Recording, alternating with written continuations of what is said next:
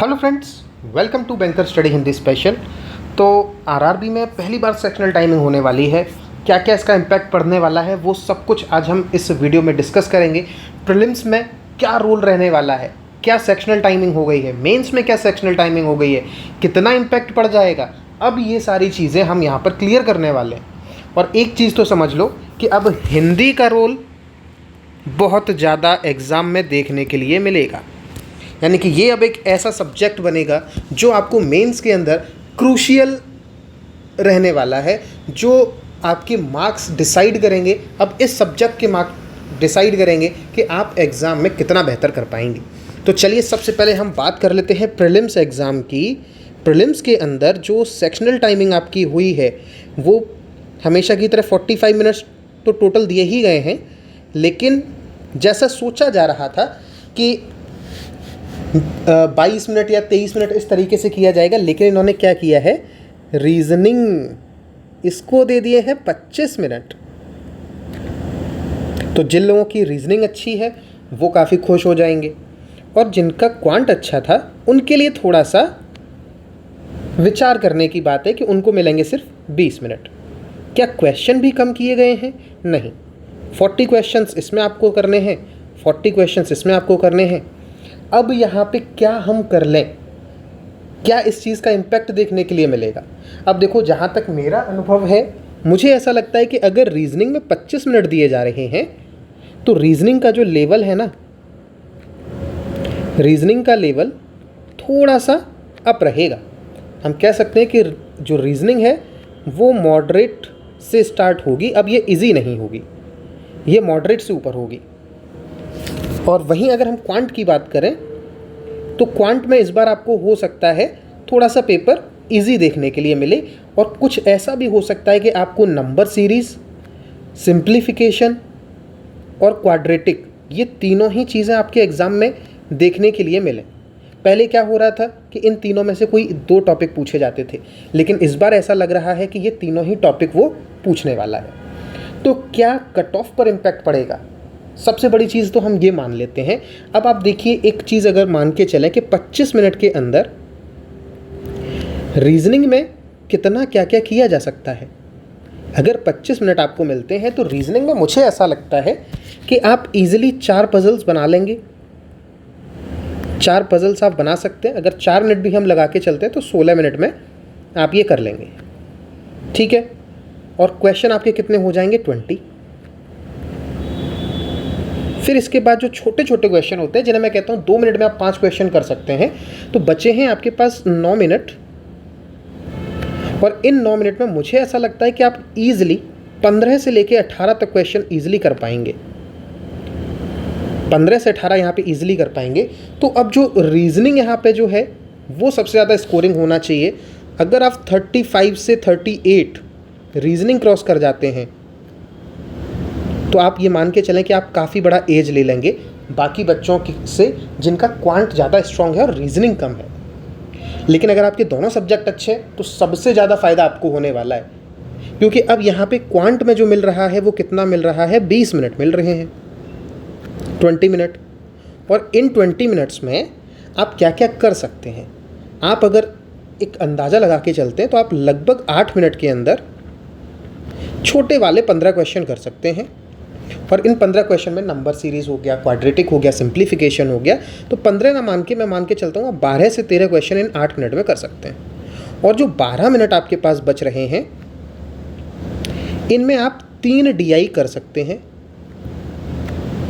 तो यहाँ पे अगर हम देखते हैं तो ये 15 क्वेश्चन यहाँ से हो जाते, तो तकरीबन आप मान के चलो 20 मिनट में क्वांट के अंदर 20 मिनट में 27 से लेके 29 या 28 नंबर आप ला सकते हैं। तो अगर हम दोनों ही मार्क्स अगर ऐड ऑन करते हैं तो लगभग ये 62 से लेके आपके 66 मार्क्स ये बनने की संभावनाएं हैं। और ये कौन से मार्क्स है 62 से 66? जो बहुत ब्रिलियंट बच्चे होंगे, जो उनके दोनों सब्जेक्ट बहुत अच्छे होंगे, वो 60 से 66 मार्क्स तक कर सकते हैं। लेकिन एग्ज़ाम में जो कट ऑफ बनती है क्या वो टॉपर्स की बनती है? नहीं, वो बनती है जो एवरेज बच्चे कर पा रहे हैं उसके हिसाब से। और अब क्योंकि बड़ौदा ने भी वैकेंसी दे दी है तो उसका भी इम्पैक्ट देखने के लिए मिलेगा। तो आप ये मान के चलिए कि अगर आप 58 से लेके 62 के आसपास में मार्क्स गेन करना शुरू कर रहे हैं तो आप एक सेफ जोन में खुद को पाएंगे। ठीक है, अब किस प्रकार से आप इन चीज़ों को कर सकते हो? सर 10 दिन बचे हुए हैं, 10 डेज़ लेफ्ट हैं, कैसे इतने बड़े चेंज को मैं इम्पैक्टफुल तरीके से कर पाऊँ? तो मैंने लगभग 1 से 1.5 महीने पहले ही आपसे कहा था कि आप इसकी प्रैक्टिस करना शुरू कर दीजिए। तब भी मैंने आपसे कहा था कि आप 23 मिनट रीजनिंग को दीजिए और 22 मिनट आप क्वांट को दीजिए, अदरवाइज़ आप 22-22 मिनट दीजिए, मैंने यही कहा था। लेकिन अभी आप क्या करिए, आप भले आपके पास अभी उस तरीके से मॉक टेस्ट ना आ पा रहे हो, जल्द ही जो मॉक टेस्ट की सीरीज़ होंगी वो इस वे में भी आपको मिल जाएंगी, लेकिन आप अपना एक टारगेट सेट कर लीजिए कि रीजनिंग आप 25 मिनट में करेंगे और क्वांट आप 20 मिनट में करेंगे। लेवल मैं बता चुका हूँ, रीजनिंग का लेवल थोड़ा सा बढ़ना चाहिए और क्वांट का जो लेवल है वो थोड़ा सा ईजी साइड में आना चाहिए। तो इन दोनों की जब आप मिलाएंगे तो 25 तभी चीज़ें आपके हिसाब से इसमें हो पाएंगी।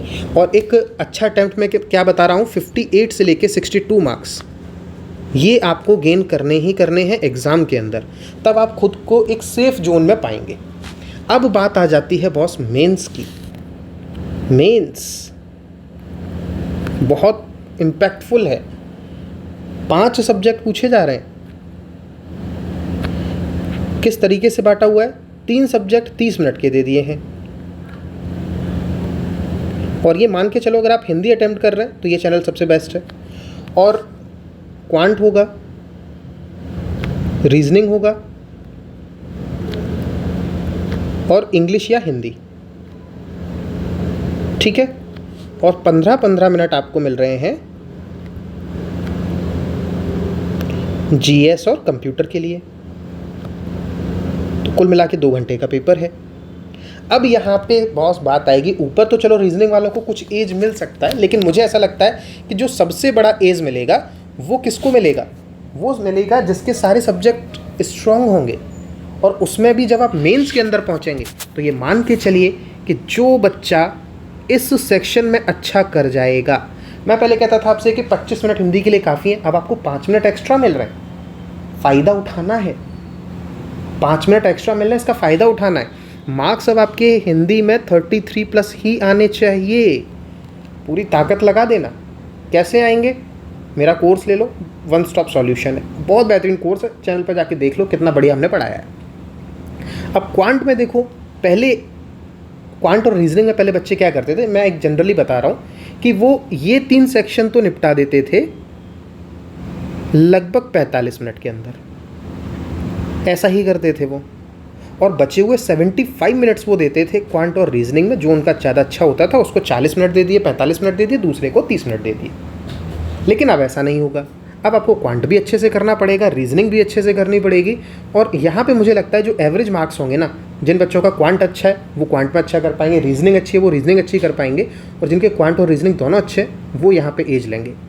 अब क्वांट और रीजनिंग में मुझे ऐसा लगता है कि 30-30 मिनट अगर आपको मिल रहे हैं, 30 मिनट यहाँ और 30 मिनट यहाँ, तो आप इन दोनों के मिला के कम से कम 50 क्वेश्चंस आपको करने पड़ेंगे।